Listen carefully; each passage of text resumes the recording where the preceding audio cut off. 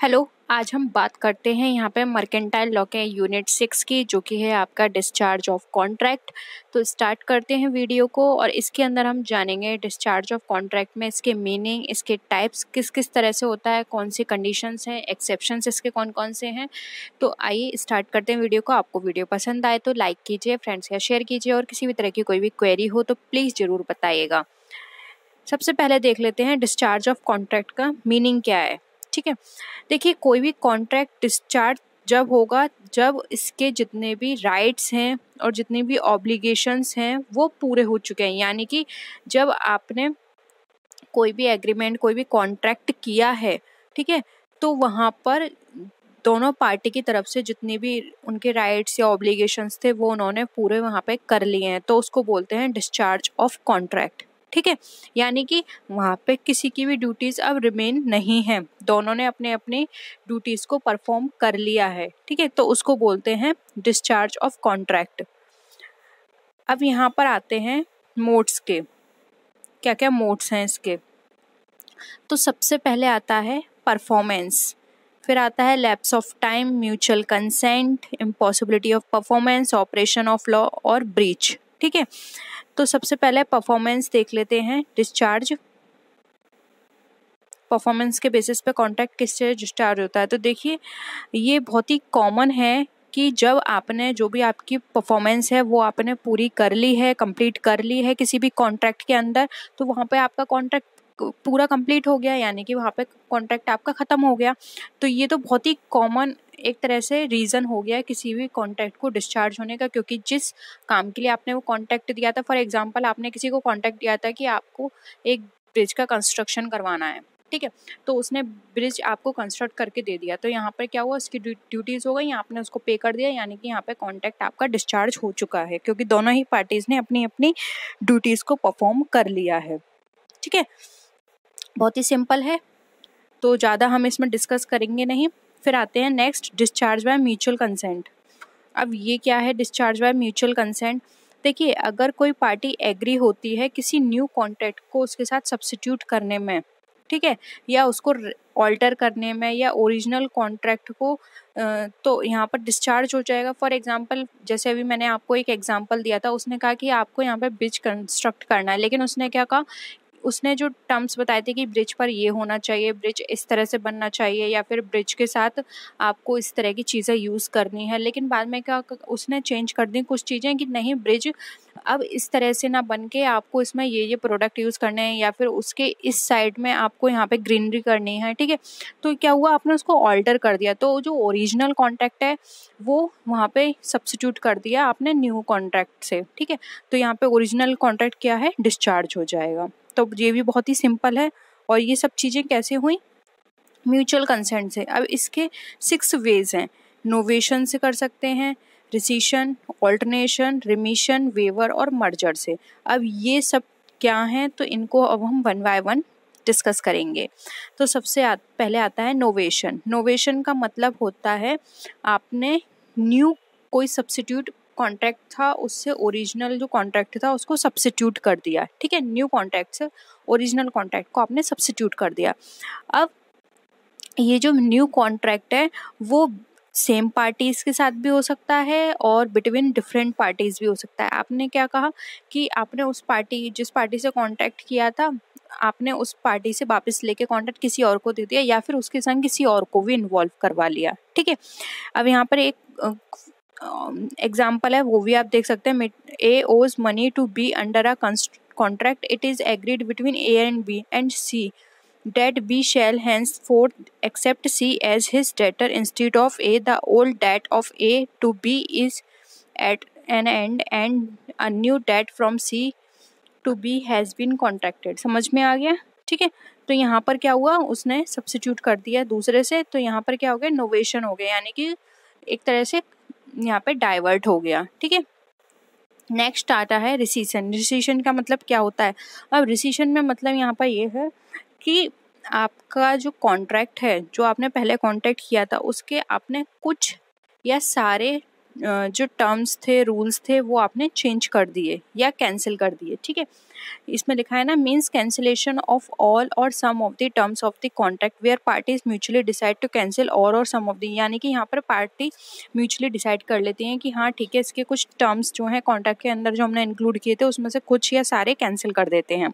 ठीक है, तो अगर हम बात करें तो ये टर्मिनेट के अंदर इस तरह की चीज़ें आती हैं। फिर आता है ऑल्टरनेशन, नाम से ही यहाँ पता चल रहा है कि आपने उसमें कुछ चेंजेस किए हैं। ठीक है, तो यहाँ पर आपने कुछ चेंजेस किए हैं, तो इस हिसाब से क्या हो गया कि आपका वो कॉन्ट्रैक्ट पहले वाला क्या हो गया, एक तरह से डिस्चार्ज हो गया। फिर आता है रिमिशन। रिमिशन क्या होता है, इसका मतलब यहाँ पर ये है acceptor of a lesser sum than what was contracted for or a lesser fulfillment of the promise made, यानी कि यहाँ पर ये है जो लेसर ने एक्सेप्ट किया था। ठीक है, कॉन्ट्रैक्ट में जो कुछ भी था वो उसने जो एक्सेप्ट किया था वो वहाँ पर उसने क्या किया कि उसके प्रॉमिस को वहाँ पे फुलफिल करके उसको दे दिया। फॉर एग्जाम्पल यहाँ पर देखिए, ए ओज B 5,000, A pays to B 1,000 and B accept them in satisfaction of his claim on A. This payment is a discharge of the whole claim. It may be noted that the promisee may remit or give up a part of his claim, and the promise to do so is binding even though there is no consideration for doing so. यानी कि उसने क्या किया कि जो भी amount था उसको पूरा पे ना करके उसको थोड़ा पे कर दिया, वो उसने भी उस चीज़ को एक्सेप्ट कर लिया। तो यहाँ पर क्या हो गया, एक तरह से कि आपका जो अमाउंट था उससे कम अमाउंट आपको रिसीव हुआ, लेकिन फिर भी आपने उसको क्या किया, एक्सेप्ट कर लिया और आपने आगे उसको फिर और क्लेम भी नहीं किया। तो ये हमारा आता है रिमिशन में। नेक्स्ट आता है वेवर।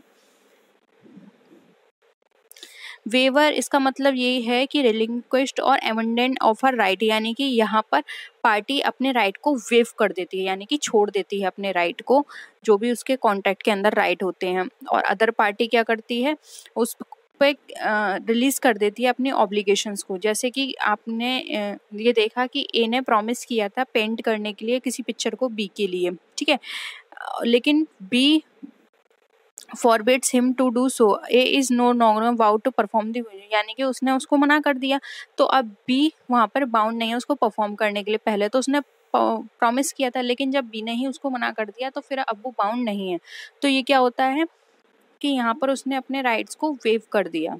ठीक है, नेक्स्ट आता है मर्जर। अब मर्जर का नाम से यहाँ पर समझ में आ रहा है कि आपने किसी चीज़ को किसी के साथ मर्ज कर दिया, यानी कि एक कॉन्ट्रैक्ट को दूसरे कॉन्ट्रैक्ट के साथ मर्ज कर दिया। तो यहाँ पर क्या होते हैं, एक तरह से आप ये कह सकते हैं कि अगर कोई भी पार्टी का काम आपको थोड़ा कम अच्छा लग रहा है, या फिर कोई छोटी पार्टी के साथ पहले आप कॉन्ट्रैक्ट कर रहे थे लेकिन फिर बाद में आपको बड़ी पार्टी मिल गई, तो जो छोटी पार्टी है वो एक तरह से इन्फीरियर राइट हो जाते हैं उसको लगता है कि यार अब इतनी बड़ी पार्टी भी हमारे साथ काम करने वाली है, तो इससे हमें और भी ज़्यादा सीखने को मिलेगा, या फिर ये हमारे लिए अच्छा है, या फिर अब हम क्या बोल सकते हैं। क्योंकि कई बार ऐसी चीज़ें होती हैं कि जब कोई बड़ा हमारे संग मर्ज करने को तैयार होता है तो हम भी उस चीज़ को ईजिली एक्सेप्ट कर लेते हैं और उनके साथ काम करने को तैयार हो जाते हैं। ठीक है, तो यहाँ पर क्या है कि मर्ज के साथ आपने क्या किया, जो आपका पहले वाला कॉन्ट्रैक्ट था डिस्चार्ज हो गया, अब कोई और पार्टी आपके संग मर्ज कर रही है तो फिर आपने एक न्यू कॉन्ट्रैक्ट बनाया।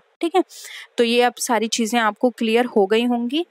नेक्स्ट आते हैं discharge of contract by impossibility of performance. अब यहाँ पर ये बताया गया है कि क्या क्या इम्पॉसिबिलिटीज़ हैं परफॉर्मेंस के लिए, जो जिससे हमारा कॉन्ट्रैक्ट एक तरह से डिस्चार्ज होता है। तो सबसे पहले दो तरह की पॉसिबिलिटीज़ हमारे माइंड में आती हैं। फर्स्ट आती है इनिशियल पॉसिबिलिटी, फिर आती है सब्सिक्वेंट पॉसिबिलिटी। इनिशियल इम्पॉसिबिलिटी का बात करें तो ये हमारे सेक्शन 56 में डिफाइन की गई है of the Indian contract act 1872, जिसको हम प्री कॉन्ट्रैक्चुअल इम्पॉसिबिलिटी भी कहते हैं। इसका मतलब यहाँ पर यह है कि अगर यहाँ पर हमें कोई भी इम्पॉसिबिलिटी उसी समय दिख जाती है जब हम कोई एग्रीमेंट करते हैं, तो इस तरह की जो इम्पॉसिबिलिटी होती है केवल फिजिकल इम्पॉसिबिलिटी कहकर हम बोल सकते हैं इसको। हम इसको ये नहीं कहेंगे कि ये लीगल इम्पॉसिबिलिटी है, ये हमारे लिए केवल और केवल एक फिजिकल इम्पॉसिबिलिटी की तरह चीट की जाएगी यहाँ पर। और इस तरह के जो एग्रीमेंट किए जाते हैं जहाँ पर एग्जिस्टिंग इम्पॉसिबल एक्ट होता है, तो इस तरह के एग्रीमेंट हमारे वॉइड कहलाते हैं। ठीक है, यानी कि आप ऐसे समझिए, अगर कोई चीज़ आपको शुरू में ही लग रही थी कि यहाँ पे परफॉर्मेंस नहीं हो सकती है, ठीक है, आप ये काम नहीं कर सकते हो, इनिशियली आपको ये दिखाई दे गया, तो वहाँ पर इस तरह के एग्रीमेंट आपके वॉइड कहलाते हैं। अब ये दो तरह से हो सकते हैं, नोन टू द पार्टीज और unknown to the parties. Known to the parties का मतलब यहाँ पर ये है कि मिस्टर एक्स अगर किसी चीज़ के लिए एग्री हुए हैं, ठीक है, मिस्टर वाई के साथ करने के लिए, लेकिन जैसे कि अगर हम बात करें किसी तरह का कोई आप मैजिक डिस्कवर कर रहे हो, ठीक है, तो वहाँ पर ज़रूरी नहीं है कि वो जो आप मैजिक डिस्कवर कर रहे हो पहले तो उसी की इम्पॉसिबिलिटी है। स्टार्टिंग से लग रहा है कि जरूर अगर आप मैजिक किसी के संग लेकर डिस्कवर कर रहे हो तो क्या आप पॉसिबिलिटी रख सकते हो कि हाँ आपको किसी चीज़ में लेके मैजिक आपको मिल जाएगा, या फिर आप कहीं किसी भी चीज़ की सर्च में जा रहे हो तो क्या आपको पता है कि वहाँ वो चीज़ आपको मिल जाएगी। ठीक है, तो इस तरह की जो पॉसिबिलिटीज़ होती हैं स्टार्टिंग में ही होता है कि हाँ ये काम नहीं हो सकता है, या फिर आपने क्या कह दिया कि आज बारिश होगी, ठीक है, बैट लगाई किसी के साथ, ठीक है, तो जब आपको साफ मौसम दिख रहा है कि एकदम बहुत तेज धूप है और किसी भी तरह का कोई भी इस तरह की कंडीशन लगी नहीं रही है आपको कि बारिश होगी, तो ये स्टार्टिंग से ही है कि इस तरह की चीज़ें कि बारिश तो हो ही नहीं सकती। तो ये क्या है, एक तरह से आपका एग्रीमेंट ही क्या हो गया, वॉइड हो गया। फिर आता है अननोन टू द पार्टीज। अब इसमें जो होता है हमारा कॉन्ट्रैक्ट, ये तो आपको पता है कि वॉइड है, ठीक है। अब क्योंकि ये दोनों के ग्राउंड पर मिस्टेक है, ठीक है, ये भी हमारा अंडर सेक्शन 56 के अंदर डिफाइन किया गया है। अगर कोई भी एक पार्टी अवेयर है इस चीज़ को लेके कि यहाँ पे जो परफॉर्मेंस है वो इम्पॉसिबल है परफॉर्म होना at the time of making the contract, then he is liable to compensate the other party for any loss.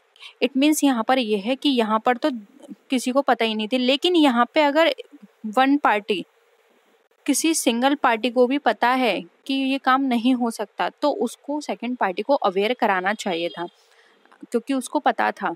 लेकिन अगर वो उसको अवेयर नहीं करा रही है तो ये जो वन पार्टी है, ये वाली पार्टी यहाँ पे लायबल हो जाएगी सेकंड पार्टी को कॉम्पनसेट करने के लिए, अगर किसी भी तरह का कोई भी लॉस अकर होता है due to non performance of the promise. ठीक है, तो ये क्लियर हो गया। अब आता है हमारा सेकेंड, सब्सिक्वेंट इम्पॉसिबिलिटी। अब पहले तो इसका मीनिंग जान लेते हैं ये क्या होता है। तो सब्सिक्वेंट इम्पॉसिबिलिटी की बात करें तो सब्सिक्वेंट इम्पॉसिबिलिटी को हम पोस्ट कॉन्ट्रैक्चुअल इम्पॉसिबिलिटी भी कहते हैं, यानी जो कॉन्ट्रैक्ट के बाद की होती हैं। ऐसी इम्पॉसिबिलिटी जो कि हमारे कॉन्ट्रैक्ट फॉर्मेशन के बाद एराइज होती हैं, वो इस तरह की इम्पॉसिबिलिटी कहलाते हैं। कभी कभी पता है क्या होता है कि कभी किसी कॉन्ट्रैक्ट की परफॉर्मेंस पॉसिबल तो होती है, जब हम उसको बनाते हैं, कॉन्ट्रैक्ट बनाते हैं तब तो पॉसिबल होता है, लेकिन सब्सिक्वेंटली जब हम उस कॉन्ट्रैक्ट को बनाने के बाद उस पर परफॉर्म करते हैं, या फिर उसको एक तरह से हम बोलें कि हम उस पर काम करना स्टार्ट करते हैं, तब हमें पता चलता है कि नहीं ये इम्पॉसिबल है, ये अनलॉफुल है। ठीक है, तो इस तरह की जो इम्पॉसिबिलिटी अराइज होती हैं कुछ ऐसे इवेंट्स के कारण जो कि प्रोमाइसर के कंट्रोल में नहीं थी, तो इस तरह की जो हमारे कह सकते हैं कि जो भी इम्पॉसिबिलिटीज़ अकर हुई, ठीक है, तो इस तरह की जो इम्पॉसिबिलिटीज़ अकर होती हैं किसी भी तरह के कॉन्टैक्ट में, तो वो हमारे वॉइड कहलाते हैं, और ये हमारे इम्पॉसिबल और अनलॉफुल एक्टिविटी में होते हैं। अब यहाँ पर देखिए एक एग्जाम्पल भी चलता है, या फिर एक रूल की भी हम पहले बात कर लेते हैं। तो इंग्लिश कॉमन लॉ में यहाँ पर एक रूल बोला गया है जो कि इस सब्सिक्वेंट इम्पॉसिबिलिटी, या फिर हम इसको सुपरवेनिंग इम्पॉसिबिलिटी भी बोलते हैं, तो उस पर लागू होता है, जैसे कि वो है हमारा doctrine of frustration. Doctrine of frustration mostly वहाँ अकर होता है जहाँ पर हमारे किसी भी कॉन्ट्रैक्ट की परफॉर्मेंस इम्पॉसिबल होती है उसको पूरा होना, या फिर हमारे जो कॉन्ट्रैक्ट का जो ऑब्जेक्ट है वो फेल हो जाता है, तो वहाँ पे डॉक्ट्राइन ऑफ फ्रस्ट्रेशन हमारा रूल अप्लाई होता है। ठीक है, अब इसको और भी अच्छे तरीके से जानेंगे कि ऐसे कौन कौन से रीज़न है जहाँ पर हमारी सब्सिक्वेंट इम्पॉसिबिलिटी अकर होती है, या फिर डॉक्ट्राइन ऑफ फ्रस्ट्रेशन हमारा रूल अप्लाई होता है। तो सबसे पहले आता है destruction of subject matter. Destruction of subject matter का मतलब यहाँ पर ये है कि आपके कॉन्ट्रैक्ट में कुछ ऐसा सब्जेक्ट मैटर इन्वॉल्व था जो कि बाद में जाके डिस्ट्रॉय होना था without the fault of the party, यानी कि बिना पार्टी की गलती के उसका सब्जेक्ट मैटर क्या है वो डिस्ट्रॉय हो जाता है। जैसे कि आप एक तरह से ऐसे भी समझ सकते हैं, पूजा एक म्यूजिक हॉल में एक कॉन्सर्ट कर रही थी, ठीक है, लेकिन उसे करना था, ठीक है, पूजा को ये कॉन्ट्रैक्ट मिला था कि उसे एक हॉल में अपना म्यूजिक कॉन्सर्ट करना है, ठीक है, लेकिन उस कॉन्सर्ट होने से पहले ही पता, ये कॉन्ट्रैक्ट तो हो चुका है, अब जिस दिन उसको कॉन्सर्ट करना था रात में, तो उसको पता चला कि शाम को, जिस दिन रात में होना था उस दिन शाम को ही उस हॉल में आग लग चुकी है, ठीक है। तो अब यहाँ पर पार्टी की तो कोई गड़बड़ी नहीं थी, तो इस तरह की जो चीजें हुई वो क्या हुई, सब्जेक्ट मैटर की वजह से हुई। तो यहाँ पर हमारा सबसिक्वेंट और सुपरवीनिंग इम्पॉसिबिलिटी अप्लाई होती है। फिर आता है डेथ और पर्सनल इनकैपेबिलिटी। यहाँ पर मतलब ये है कि हमने जिसके साथ कॉन्ट्रैक्ट किया था, हम उस पार्टी की क्वालिफिकेशन, पर्सनल क्वालिफिकेशन के बेसिस पर हमने उसके साथ कॉन्ट्रैक्ट किया था, लेकिन पता पड़ा कि उसकी जो कैपेबिलिटी है या फिर फिजिकल, अगर हम बात करें जिस कैपेबिलिटी पे हमने किया था वो उसके अंदर है ही नहीं, या फिर वो किसी भी वजह से उसकी डेथ हो चुकी है, या फिर वो फिजिकल डिसेबल हो चुका है जिससे कि वो उस चीज़ को परफॉर्म नहीं कर सकता, तो वहाँ पर हमारा इस तरह की इम्पॉसिबिलिटी अकर हो जाती हैं। यानी कि उसकी हमने किसी स्किल्स पर हमने कांटेक्ट किया था और पता चला कि उसकी डेथ हो गई, या फिर वो अब इस पोजीशन में है, उसका इस तरह का एक्सीडेंट हो गया है कि वो ड्यूटी परफॉर्म नहीं कर सकता। तो इस तरह की हमारी इम्पॉसिबिलिटी कहलाती है सबसेक्वेंट इम्पॉसिबिलिटी। नेक्स्ट आता है चेंज ऑफ लॉ और enforcement of powers by the statutory authority. यहाँ पे इसका मतलब ये है, कई बार क्या होता है हमारे कॉन्ट्रैक्ट के फॉर्मेशन होने के बाद हम लॉ चेंज हो जाता है, ठीक है, या फिर गवर्नमेंट पॉलिसीज चेंज हो जाती हैं जिससे कि हमारी पार्टी का कोई भी नेग्लिजेंस नहीं होती, पार्टी का इसमें कोई फॉल्ट नहीं होता। तो इस तरह के केसेस हमारे कॉन्ट्रैक्ट डिस्चार्ज हो जाते हैं और ये हमारे सब्सिक्वेंट इम्पॉसिबिलिटी कहलाती है। फॉर एग्जांपल यहाँ पर आप रिसेंट का केस ले सकते हैं, जैसे कि अभी हमारा जो नोट हैं वो बंद हुए हैं। फॉर एग्जांपल किसी ने कांटेक्ट किया था कि मुझे जो पेमेंट चाहिए वो पर्टिकुलर इस करेंसी में चाहिए, 2000 के नोट चाहिए या 500 के नोट चाहिए, लेकिन पता चला कि गवर्नमेंट ने 2000 के नोट बंद कर दिए हैं, तो आप उसको पेमेंट किस तरह से करोगे, ठीक है। तो इस तरह के कॉन्ट्रैक्ट क्या हो गए, ये आपके सब्सिक्वेंट इम्पॉसिबिलिटी पे बेस्ड है। आपका कॉन्ट्रैक्ट डिस्चार्ज हो गया, अब ये आपकी पार्टी पर डिपेंड करता है कि वो इसको ऑल्टर करा सकता है आप कॉन्ट्रैक्ट को, और वो फिर बोल सकता है ऐसा करिए अब आप पेमेंट अपना इसमें कर दीजिए, ठीक है। तो इस तरह की चीज़ें यहाँ पर चलती हैं। फिर है outbreak of war. Outbreak of war की बात करें तो ऐसा भी हो सकता है कि कई बार आपने किसी ऐसी कंट्री के साथ कांटेक्ट किया था जिससे अब किसी भी तरह का आपकी कंट्री और उस कंट्री के साथ वॉर हो गया है, ठीक है। तो यहाँ पर आपका जो कॉन्ट्रैक्ट है वो वॉइड हो जाएगा, अनलॉफुल हो जाएगा और वो कॉन्ट्रैक्ट आपका डिस्चार्ज हो जाएगा, ठीक है, या फिर वो कॉन्ट्रैक्ट सस्पेंड कर दिया जाएगा तब तक जब तक कि वो वॉर ओवर नहीं हो जाता, ठीक है। फिर है चेंज इन सर्कमस्टांसेस। इसमें हम कई बार ऐसे सर्कमस्टांसेस अराइज हो जाते हैं जो कि सब्सिक्वेंट होते हैं, कि जो हमारा कॉन्टैक्ट हुआ है उसके बाद वो इस तरह की चीज़ें आ रही हैं सामने। जैसे कि आपने एक तरह से हम बात करें तो आपने किसी पर्सन के लिए कोई ऐसा टाइम पीरियड फिक्स किया था, या फिर आपने कोई ऐसी चीज़ आपने फिक्स करी थी कि हाँ मुझे इस पर्टिकुलर चीज़ के साथ ही अपना कोई भी जो माल है वो शिप करवाना है, ठीक है, और मुझे इस शिप के साथ ही अपना माल पहुंचवाना है। लेकिन क्या हुआ कि वो जो शिप है उसका एक्सीडेंट हो गया, ठीक है, यानी कि वो डूब गया या फिर उसका बॉयलर फट गया, तो अब वो शिप आपके माल को नहीं भेज सकता। तो कभी कभी इस तरह की कंडीशंस भी होती हैं कि अब आपका माल वो नहीं जा सकता और उस कंपनी के पास दूसरा शिप अवेलेबल नहीं है, ठीक है, तो वो आपका माल टाइमली नहीं पहुंचा सकता। नेक्स्ट आता है ऑर्डर ऑफ द कोर्ट। अब इस ऑर्डर ऑफ द कोर्ट में ये है कि कई बार ऐसा होता है कि कोर्ट को लगता है कि आप जो कॉन्ट्रैक्ट कर रहे हैं वो पब्लिक के लिए सही नहीं है या फिर हमारी कंट्री के लिए सही नहीं है, और वो कुछ टाइम के लिए आपके प्रोडक्ट पर स्टे लगा देता है। उनको लगता है कि ये प्रोडक्ट की पहले टेस्टिंग करनी पड़ेगी, ये प्रोडक्ट सही है या नहीं, आप जो भी माल भेज रहे हो, तो उस पर स्टे कर देते हैं उसको।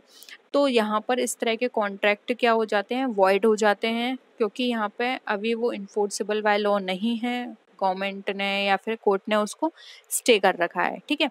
या फिर गवर्नमेंट ने ये बिल्कुल कंफर्म कर दिया कि ये जो प्रोडक्ट आपका जा रहा है वो हमारी सोसाइटी के लोगों के लिए, या फिर हम एक तरह से ये भी बोल सकते हैं कि वो हमारे कुछ पर्सन्स के लिए नहीं है सही, या फिर हेल्थ के लिए सही नहीं है, और उन्होंने वहाँ पर आपके स्टे कर दिया उस ऑर्डर को। तो वहाँ पे इस तरह की चीज़ें भी आती हैं जो सब्सिक्वेंट, मतलब अचानक से कुछ ना कुछ गड़बड़ी हो जाती है, लेकिन इसमें पार्टी का कोई फॉल्ट नहीं होता, ठीक है।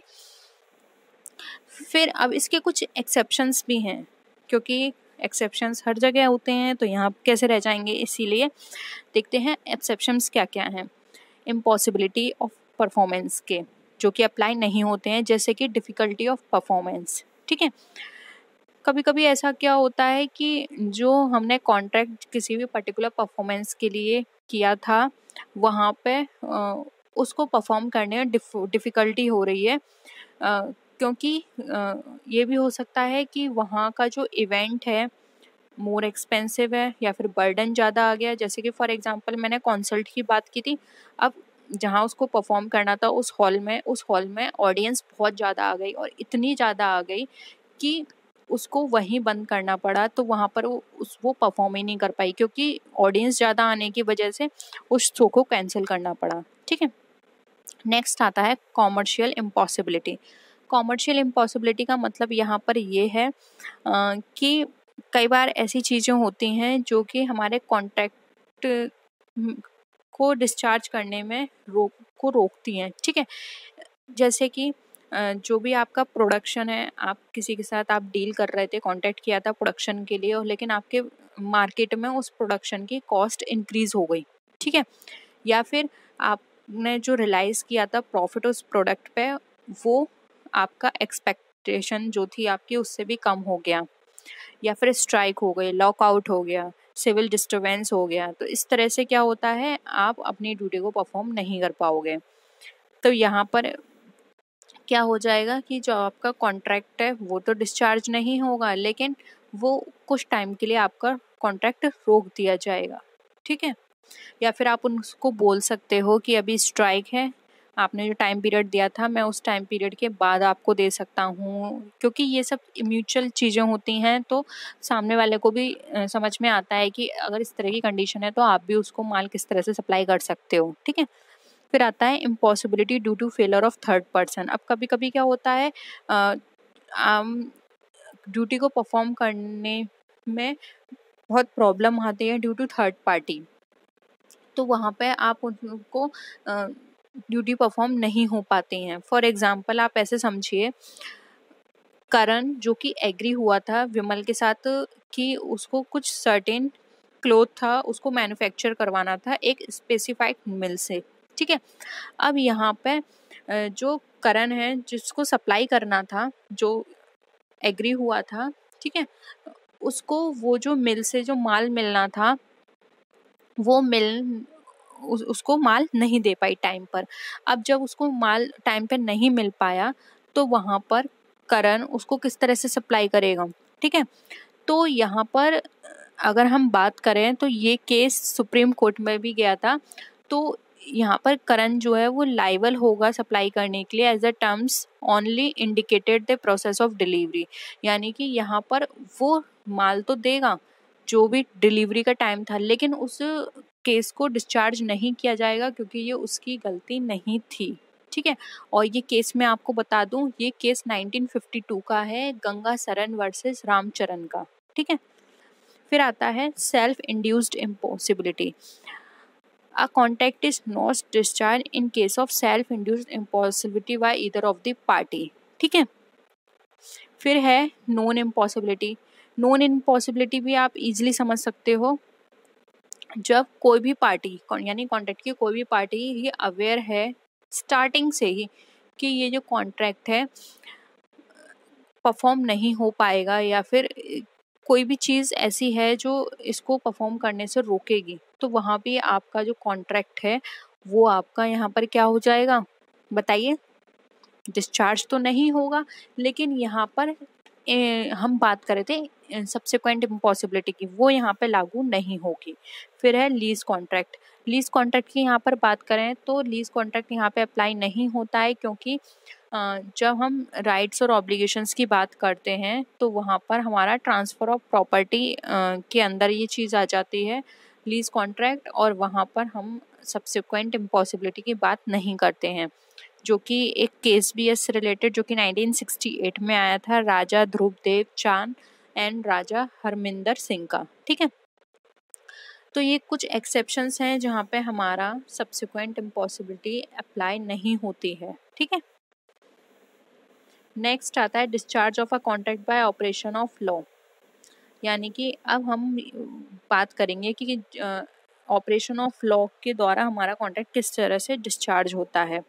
तो सबसे पहले आता है डेथ। तो ये देखिए सबसे सही चीज़ है कि जब आपकी जो पार्टी है जिसकी पर्सनल स्किल और एबिलिटी पे आपने किया था, अब उसकी डेथ हो गई, तो यहाँ पर जो प्रोमाइजर है तो उस कॉन्ट्रैक्ट को क्या कर देगा, टर्मिनेट कर देगा, क्योंकि जिसकी पर्सनल स्किल और एबिलिटी पे आपने कॉन्ट्रैक्ट किया था उसकी तो डेथ हो गई। अब ये चीज़ ऐसी भी नहीं है कि उसकी जगह कोई और ड्यूटी को परफॉर्म कर दे। ठीक है, फिर होता है बाय इंसॉल्वेंसी। अब यहाँ पर क्या होता है, the insolvency law provides for discharge of under certain circumstances where an order of discharge is passed by insolvency court the insolvent stand discharge of all debt incur previous to his adjudication.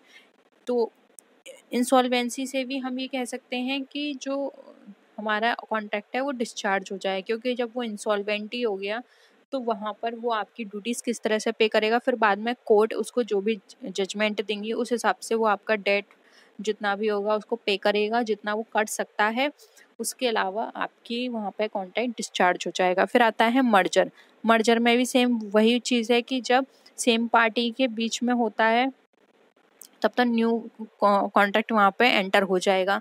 ठीक है, and a security of a higher degree or a higher kind is taken the previous contract merge in higher security. ठीक है, thus a right of action of an ordinary debt would be merge in the right of suing on a mortgage for same debt. तो यहाँ पे भी वही चीज़ बताई जा रही है कि अगर आप सेम पार्टीज के बीच मर्जर करते हो तो न्यू कॉन्ट्रैक्ट एंटर हो जाएगा, पुराना वाला डिस्चार्ज हो जाएगा, और यहाँ पर जो आपकी सिक्योरिटी की बात की जा रही है तो वहाँ पर हाई डिग्री ऑफ सिक्योरिटी आपकी आ जाएगी और प्रीवियस कॉन्ट्रैक्ट जो है वो मर्ज हो जाएगा आपकी हाई सिक्योरिटी के साथ। ठीक है, तो यहाँ पर जो ऑर्डिनरी डेट जो था आपका उसके जो जितने भी राइट थे, ठीक है, वो वहाँ पर क्या हो जाएंगे, मर्ज हो जाएंगे मॉर्गेज के साथ, मॉर्गेज पर सेम डेट के साथ उस नए कॉन्ट्रैक्ट में। नेक्स्ट है by the authorization alternation of terms of a written document. अब यहाँ पर अगर हम बात देखें तो अगर कोई भी पार्टी, ठीक है, ऑल्टर करवाती है कुछ टर्म्स को कॉन्ट्रैक्ट के अंदर, तो यहाँ पे दूसरी पार्टी की परमिशन अगर नहीं ली गई है तो कॉन्ट्रैक्ट यहाँ पे टर्मिनेट हो जाएगा। ऑब्वियसली है, क्योंकि जब आप कुछ भी चीज़ ऑल्टर करते हैं तो दूसरी पार्टी का वहाँ पे परमिशन लेना बहुत ही ज़रूरी है, और अगर आप परमिशन उसकी नहीं लेते हो, उसकी कंसेंट आपने नहीं ली है, तो वहाँ पे कॉन्ट्रैक्ट टर्मिनेट आपका होना ही है। ठीक है, फिर आता है discharge of contract by breach. अब आप इसको ऐसे भी बोल सकते हैं, ब्रीच आपका कॉन्ट्रैक्ट जो है वो डिस्चार्ज किस तरह से होगा, तो कोई भी कॉन्ट्रैक्ट का ब्रीच तभी होगा जब एक पार्टी फेल हो जाएगी विदाउट अ लीगल एक्सक्यूज। ठीक है, यानी कि कोई भी ऐसा लीगल एक्सक्यूज नहीं होगा लेकिन वहाँ पर वो फेल हो जाएगी, तो वहाँ पर उसका कॉन्ट्रैक्ट ब्रीच हो जाएगा, यानी उसका कॉन्ट्रैक्ट वहाँ पे टूट जाएगा। ठीक है, अब यहाँ पर कोई कॉन्ट्रैक्ट टर्मिनेट हो रहा है बाय ब्रीच ऑफ कॉन्ट्रैक्ट, तो वो क्या तरीके हैं, तो सबसे पहले आता है एंटिसिपेटरी, दूसरा आता है आपका एक्चुअल।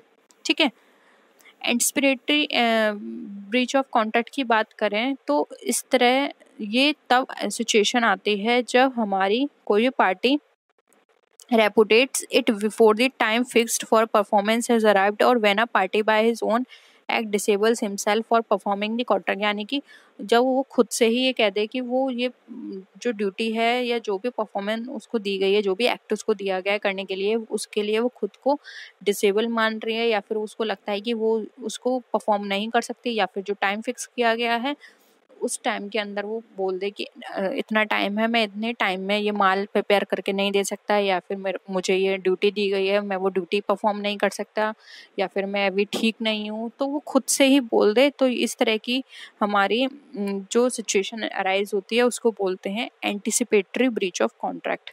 ठीक है, ये दूसरी थी एक्चुअल। ठीक है, यहाँ पे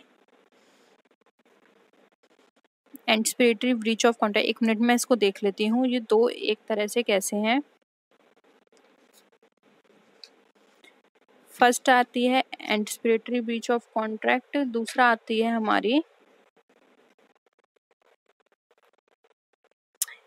the anticipatory breach of also known as breach by reputation. Reputation, अच्छा इसी को ही डिफाइन किया गया है इसमें टर्म, जो रिपुटेशन आया है। रिपुटेशन का मतलब यहाँ पर एक क्लियर स्टेटमेंट दे रहा है पार्टी अपनी परफॉर्मेंस से पहले कि वो उसको नहीं कर सकता या परफॉर्म नहीं कर पाएगा material part of the contract obligation, जो भी उसका कॉन्ट्रैक्ट में ऑब्लिगेशंस थे उसको उस पहले ही वो उसको क्लियरली स्टेटमेंट दे रहा है कि वो नहीं कर पाएगा, क्योंकि अगर वो उस तरह से परफॉर्म कर भी देता है तो बाद में ऐसा ना हो कि उसको और ज़्यादा लॉस उठाना पड़े, इसलिए उसको परफॉर्म करने से पहले ही उसने उसको मना कर दिया कि नहीं, वो इस तरह की जो कोई भी ड्यूटी है वो उसको परफॉर्म नहीं कर पाएगा, जिससे कि किसी भी तरह का आगे जाके और भी किसी भी तरह का कोई भी प्रॉब्लम क्रिएट ना हो, इसलिए उसने पहले ही वो सारी चीज़ें क्लियर कर दी। ठीक है, नेक्स्ट आता है, हम यहाँ पे बात करते हैं जो सेकंड था हमारा वो था एक्चुअल ब्रीच ऑफ कॉन्ट्रैक्ट। तो एक्चुअल का मतलब यहाँ पर ये है जिस दिन उसको परफॉर्म करना है उसने उसी दिन मना किया, यानी ड्यू डेट पर। ये याद रखिए, एक्चुअल में ड्यू डेट का जिक्र किया जा रहा है, ड्यू डेट पर उसने मना किया, जबकि एंटिसिपेटरी में क्या है, बिफोर ड्यू डेट है, जो कि यानी कि जिस दिन उसको ड्यूटी परफॉर्म करनी थी उससे पहले ही उसने मना कर दिया, लेकिन जिस दिन ड्यूटी परफॉर्म करनी है उस दिन वो मना कर रहा है तो वो हो जाएगा एक्चुअल ब्रीच ऑफ कॉन्ट्रैक्ट। और अगर वो पहले से मना कर रहा है कि वो परफॉर्म नहीं कर पाएगा, वो जो उसको काम दिया गया है वो नहीं कर सकता, तो वो हो जाएगा आपका एंटिसिपेटरी ब्रीच ऑफ कॉन्ट्रैक्ट। तो आई होप यहाँ पर ये क्लियर हो गया है एक्चुअल और एंटिसिपेटरी में क्या अंतर है। एक्चुअल होगा ड्यू डेट पर और जो एंटिसिपेटरी ब्रीच ऑफ कॉन्ट्रैक्ट है वो होगा बिफोर ड्यू डेट। ठीक है, तो आई होप यहाँ पर ये सारी चीज़ें क्लियर हैं। किसी भी तरह की कोई भी क्वेरी हो तो ज़रूर बताएगा। नेक्स्ट वीडियो में मिलते हैं, तब तक के लिए टेक केयर, बाय बाय।